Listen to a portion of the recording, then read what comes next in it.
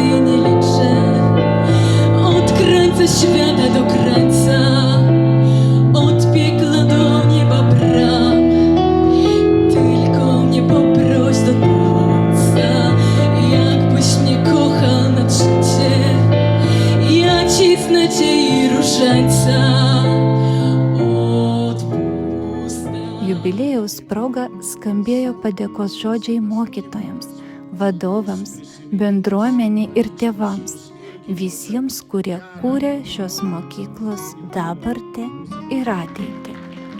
Nes muzikos mokykla tai daugiau nei pamokos. Tai bendrystė, vertybės ir kultūra, jungianti visą kraštą. 60 metų muzikos, istorijos ir žmonių. Eišiškių muzikos mokykla tai tradicija, kuris skamba toliau. Ir kaip dainoje sakoma, mūsų dienos kaip šventės. Tegu ši šventėse tęsiasi dar ilgus metus.